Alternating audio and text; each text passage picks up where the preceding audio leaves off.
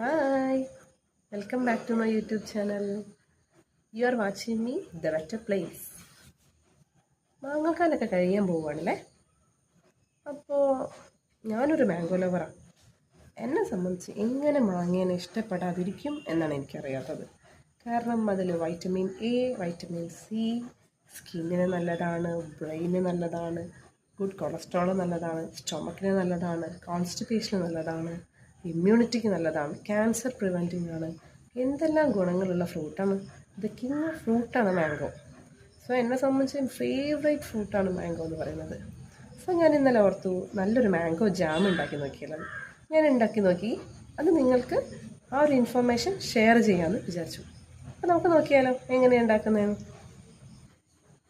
ഇത് കണ്ടോ, 1 2 3 3 ബോട്ടിൽ, ചെറുതാണ് ബട്ട് വെറും 3 മാങ്ങ കൊണ്ട് ഉണ്ടാക്കിയ ഒരു മാംഗോ ജാമാണ് ഈ കാണുന്നത്. നല്ല പ്രിസർവേറ്റീവ്സ് ഒന്നും ഇല്ലാത്ത നല്ല ഹെൽത്തി ജാമല്ലേ. നമുക്ക് നോക്കാം എന്തൊക്കെയാണ് വേണ്ടതെന്ന്. ഫസ്റ്റ് ഓഫ് ഓൾ ഒരു 3 മാങ്ങ, നീല മാങ്ങയാണ് ഞാൻ എടുത്തിട്ടുള്ളത്, ഒരു ഗ്ലാസ് ശർക്കര പാനി, ഒരു ഹാഫ് സ്ലൈസ്ഡ് ലെമൺ, പിന്നെ ഒരു 2 ഏലക്ക, 2 ഗ്രാമ്പു, ഒരു 1/4 ടീസ്പൂൺ ജീരകപ്പൊടി. ഇത്രയാണ് പ്രധാനമായുള്ള ഇൻഗ്രീഡിയൻസ്.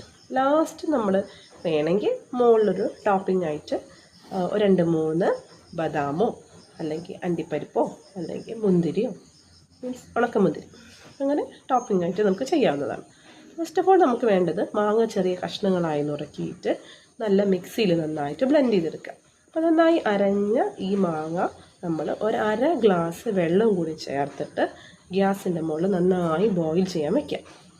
നന്നായി ബോയിൽ ചെയ്ത് വരുന്നതിനോട് കൂടെ തന്നെ നമ്മൾ ഈ 1/2 ഗ്ലാസ് ശർക്കര പാനിയും ഈ ഹാഫ് സ്ലൈസ് നാരങ്ങ ഒരൊറ്റ സ്ക്വീസ് അത്ര മതിയാവും തോന്നുന്നു. 3 മാങ്ങയിലേക്ക് അത്ര മതിയാവും. എന്നിട്ട് നന്നായി ഇളക്കി വീണ്ടും ബോയിൽ ചെയ്ത് സെറ്റാക്കി വയ്ക്കാം. എന്നിട്ട് എന്ത് ചെയ്യാന്ന് വെച്ച് കഴിഞ്ഞാൽ ആ ചൂടാറിയിട്ട് നമ്മൾ അതോടെ ആ പാത്രത്തോടെ വാങ്ങി വയ്ക്കുക. അതിലേക്ക് മുകളിൽ ടോപ്പിംഗ് ആയിട്ടുള്ള ഈ അണ്ടിപ്പരിപ്പ്, അത് അല്ലെങ്കിൽ ബദാം അല്ലാന്നുണ്ടെങ്കിൽ മുന്തിരി ചേർക്കുക, ഏലക്കായ ചേർക്കുക, ഒരു 1/2 അല്ലെങ്കിൽ 1/4 ടീസ്പൂൺ ജീരകവും നമ്മൾ നേരത്തെ എടുത്ത് വെച്ച് 2 ഗ്രാമ്പ് കൂടി ചേർത്ത് നന്നായി ഇളക്കി തണുത്ത് ആറിയ ശേഷം ഇതുപോലെ ജാറിലേക്ക് വെച്ച് കഴിഞ്ഞാൽ സിംപ്ലി നമ്മളുടെ മാംഗോ ജാം ഈസ് റെഡി. ഇത് നിങ്ങൾ റെഫ്രിജറേറ്റ് ചെയ്ത് ഫ്രിഡ്ജിൽ വെച്ച് സൂക്ഷിക്കാവുന്നതാണ് നിങ്ങൾക്ക്.